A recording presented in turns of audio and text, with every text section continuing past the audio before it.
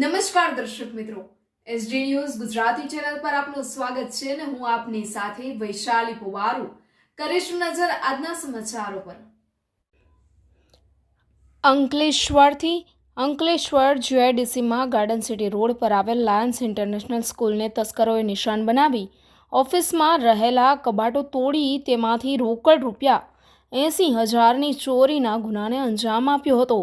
શાળાના ક્લાર્ક ભરત સોનવણે ધોરણ 1 થી 9ના વિદ્યાર્થીઓના ફોટોશૂટ માટેના રૂપિયા 80,000 એડમિન રૂમની તિજોરીમાં મૂક્યા હતા, જેની તસ્કરો ચોરી કરી ફરાર થઈ ગયા હતા। ચોરીની આ સમગ્ર ઘટના શાળામાં લગાવવામાં આવેલ સીસીટીવી કેમેરામાં કેદ થઈ છે, જેમાં બે તસ્કરો એડમિન રૂમના હાથફેરો કરતા નજરે પડી રહ્યા છે।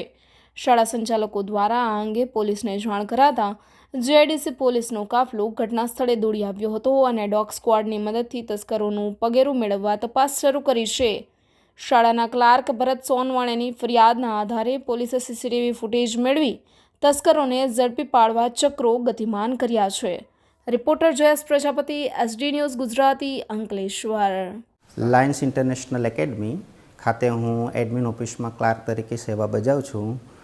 ગઈ રાત્રે અમારી શાળાની અંદર રાત્રે 2:30ની આસપાસ કેટલાક અજાણ્યા ઈસમોએ એડમિન ઓફિસમાં અંદર ઘૂસીને લોખંડની કપાટોને તોડીને અમારે કપાટની અંદર મૂકેલા 80,220 રૂપિયાની કંઈક ચોરી કરી ગયેલ છે, જેની અમે સવારે એડમિન ઓફિસ ખોલી ત્યારે અમને જાણ થઈ હતી।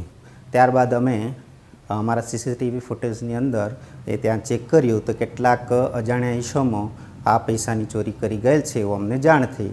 ત્યારબાદ અમે જીઆઈડીસી પોલીસ સ્ટેશનની ખાતે અમે સ્કૂલ વતી ફરિયાદ નોંધાવેલ છે।